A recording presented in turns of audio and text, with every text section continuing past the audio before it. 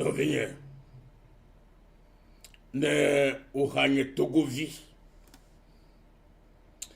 ye la boube nous se kaleti yim, me chore bola, que egomenye be uhanya me vodi. Mele bokombela, nenye togovi, alo togo fa jijime et nous sur le Togo fifia. Alors mi agboko cho un peu blanc veya. Nous sur le Togo a.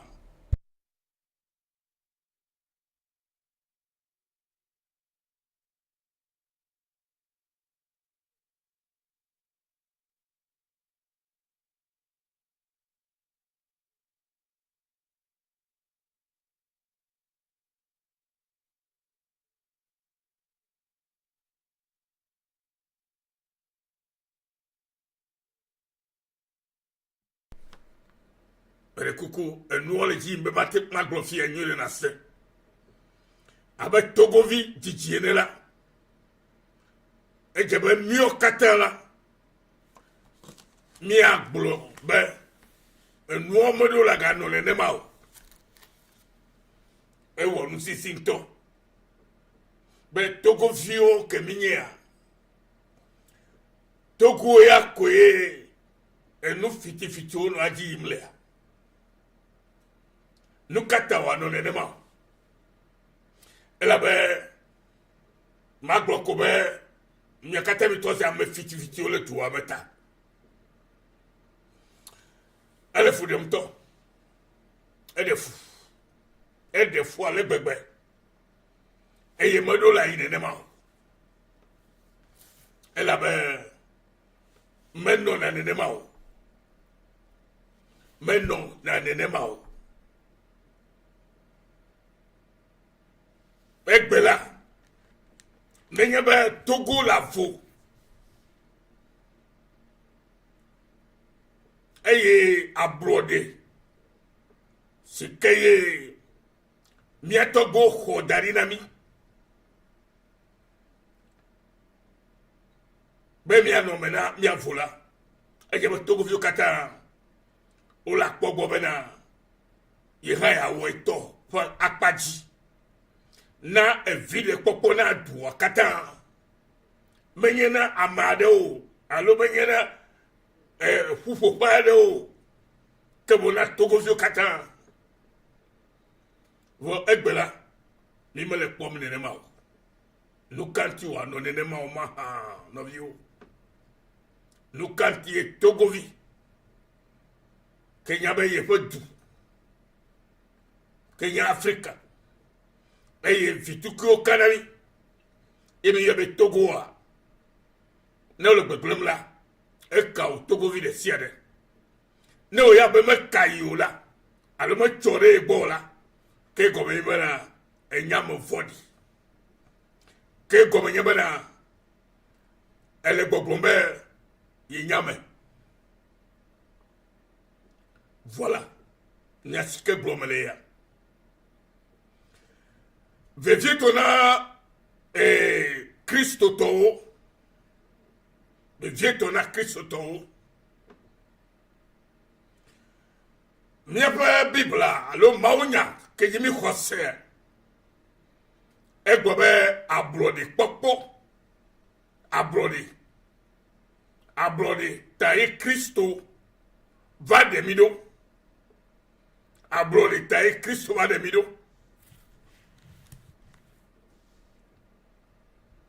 le Galatia tofa baletama tokuki bantomea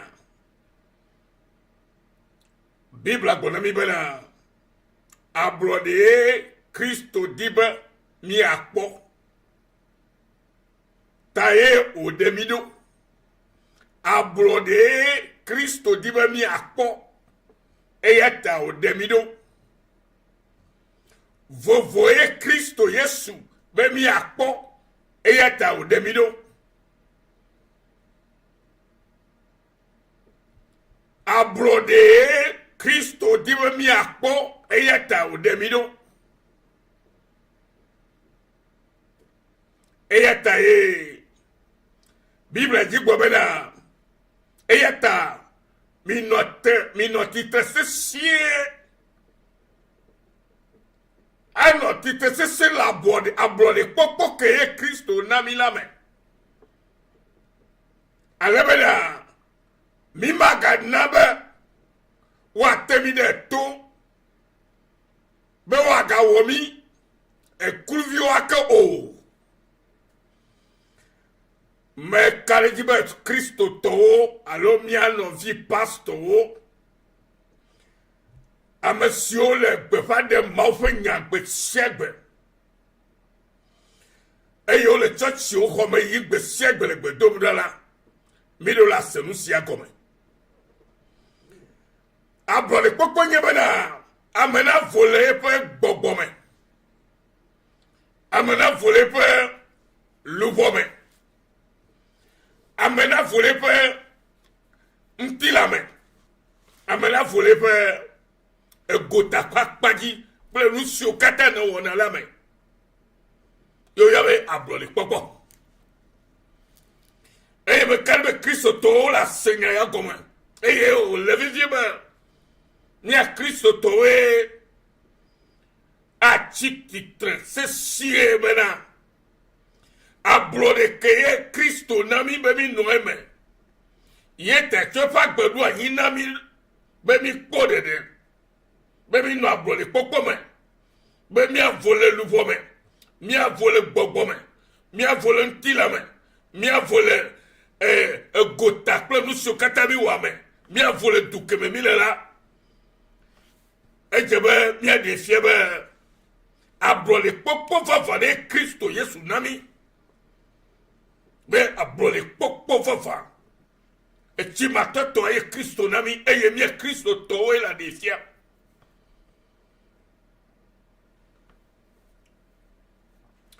Bibla ko bereko abe mimega nabe mimega da simia do ko be waga womi ekluvio aka o to la Bible nuit le Galatia to fa gbaleme etama to ku gbanto ele nyama gbonami le yebe o kenye Kristo to o kenye pastor o kenye mafodola ye me vole document le gbogbomo le luvomo le ntilamo le odonomo e me vole doa me ke duke mal hola ke na yabe ndele jim ke e ponkumena o pastor e ponkumena o Kristo toa be na glonyade be na wonde be na wak pajito ela be egbene mi le potogola ele se be togo vio ba le kulvi nyenye gare mene ne yebe togo du kwa akpaga to si omo jesi ma wo yo ba le kulvi yemla mi a Kristo towe mi a pastor we mi a maufa mowe la de fiaba dadi abro de ke Kristo manami la ye gome nyebe na ya demi le kulvi nyenye me e be mi magade mobe wa ga temi de to aha klomi ba de kulvi nyenye ma ke o Mieto mi nyabe efegede wenye siawo eye togovio le kluvi nyenye gademe nambele be agloko abole eye ga wunyi cho sikeba ila mi kponu si ojo na vinyo me karibe jile mi ohasi me karibe agbegbogbo le mi ohame e jiki nyanyole miakatasi bena miatemu aglonya e awo nti dosreka ni polu si ojo baye nye maga glo e menye maga glo mawo bo me kata mi poe mi se mi poe togo du komema le ke do amo fodiro afi mi le menenema eye mile ega o khole nu gome bena mia gagné abro les vieux coco. Mia gagné mereku, mia gagné ku vieux coco là. E ma jotina ma we ma. E ya tawo. Chrétien chikome yim. O ke yak bedora fe. O ke bobe nya maula. Bible le nyale bona le fia. O tona le Bible o tona le mebele. O be abro le nyenye unti Kristo. Uomi abro le viodo. E ya unti me notite se sie. A notite se belale. Me gade mona nde kebela ga kloide abro le vienya mekau. Mena le kubela ga kloide kulu vienya mekau. Me kuku se gamana mnyure. O mi note se se go me yebele. Ma de mona nubu buareke. Bena yeke ona abro de la. Bena nubu na ga kloide kulu vienya mo. E gama kloide kulu vienya mekau. Amerefa mekani ma kloide de kulu vienya mekau. Amerefa ga popo ma kloya ide kulu yenye mekau. Elle avait owo abro de vivo. Et ne comme galé que la ga kloya ide kulu yenye mo. Et eta e Bible al bobona mi bana. Abro de yenye nti Kristo womi abro de viodo e ya unti mi notite sesie e ye mi gana wa de kulu nyenye fe kokuti economy ke o mi gbade mo bare o Kristo to vieto ke nyama o kebe podede kebe nye Kristo to la kebe to za bro de villa la Bible go ba ne villa wa bro de villa to za bro de villa va ne nyaba to za bro de villa va la re la de villa bro de villa va nye. Et nous comme les Canada ployé de Kulvinya ma o. Alors que tu Kulvinya fait kokuti à Kukonao de o Fodotao. De o tofa di vivo tao. Que bon à la vli Jojo Nyetae. À la vli Jojo Nyetae. Et mania Majo Nyeta la vlio. De o Fodotao. De wa ya fu amenye tawo ke bo la vli joje tawe du ko katane povuvu bena eye kenye pastor alo kenye Kristo tola ya chama de gbefa kenye de popoa kenye bole visu su avafa cho gbogbome luvome ntila me pe gota to sia novio ele novio pola haujia ele havi pola haujia bila bomi lo mi havio abe mi todo kuyo ile. L'école Havi ou la photo Havi dit voyez le film avec Christ to ye bon munyenye yo on est on nous si qu'on dit bon afa pas elle a besoin de quoi garder le vent parce que toi tu trouves quelque chose déjà à bouffer près de ces chances maléfiques là. Mes frères et mes sœurs, c'est à cause de la liberté que Christ nous a affranchis. Alors ne vous laissez pas encore retourner dans cet esclavage-là. Mais vous devez vous lever et se tenir ferme dans cette liberté-là. Dans ce freedom-là. In this freedom, Christ has called us and give us a freedom. So do not let yourself be put onto the burden of slavery any longer. You have to fight for your freedom. You have to fight for your freedom, I say. Don't have play. Na wo koko. Na nye Kristo tola me vli na wo koko kama nye Kristo to. Enya bosan fa tola e. Eya tanovia. Gamesu. Bena me kadasi do koko. De kluye nyama. Mene kan ba va demi Togo vio kluvinye me tsoe ma fo. Tso bol Togo sa. Tso Kristo to le Togo sa. Eye ba mi glebe nyatefe asola bol vio minya me ga kluvio. Ta me ga de mona Amerika na ga demi kluvinye nya ma to. Nya ma gbo mi le ma. O to na ide nya ma fo nya egre. Lolo ayi ka. Elle a vu quoi le foulard, dans le womb, on le tème le taux, on la fait tout dit, on le popoé, on Christ toi, pour ma cacamo, de quel lamelo, au Kébénia me dojé, au Kébénia brevi, yo le piétiné non vio, yo la ayadona havi, no ya quoi le douha non violé, ma sève venez nous vilawa, non vio, gamme le sou.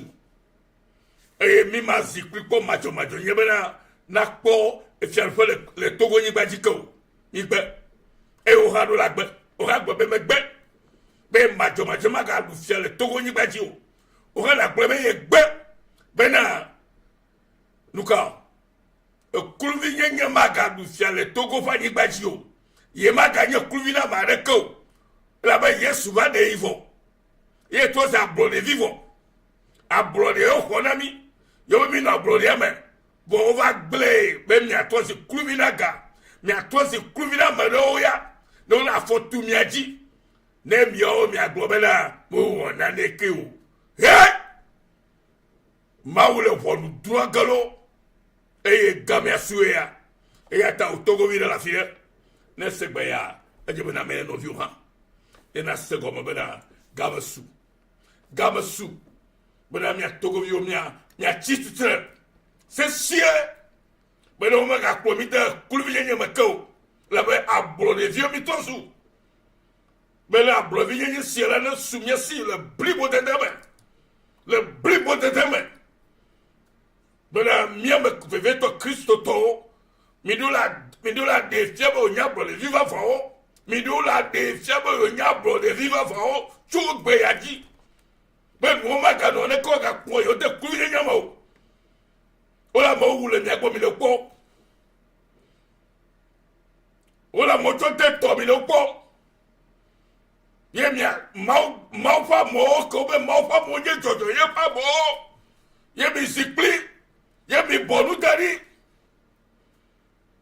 beno ado kulu ye nyama kwa vaso de kai amere ko ademi Togo yu katanga 9 millions d'habitants le kumi ato de mission de kumi nyame ama viloko wato mi ama akpaga to de kumi nyame yemi lo kumi nyame lo fu bam abo kaka ko malo kakamo gamasu Togo vi chita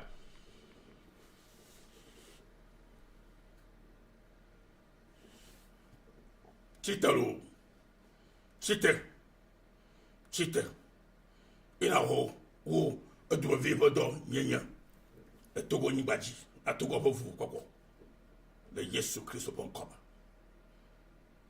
bele gbobe amen ne fa menema e chogo jila mele gbogbo no be na nya bro le village fi be nya bro le vi na nya Kristo to e go be nya bro le vi e tala de fi be bro le vi nya makano kulu nya makao ne o cha bro nya ha makolo me kata mi bro ko que to so galva e abro le popo que la debli bonami le bokbo moto que yema auto mauto ku do lu moto be stila moto hans merci e mi avolo gota e mi awonu sianu na mi apotu aponyona ele ve de lu ma wona irami be mi senya yo mi to de do makaba ya o nya egbe o mi Togo mo ya no la nyu goto le Togo abro vi nya bli bo ala se Togo vi aussi magano kulu nya de kete mi gbe me se ko be gbe mi magano kulu nya te il kata mi ato eye mi adefia du kata bana Togo vio gbazo ba yo maka no kulvi nyenye teolo de Yesu Kristo kon koma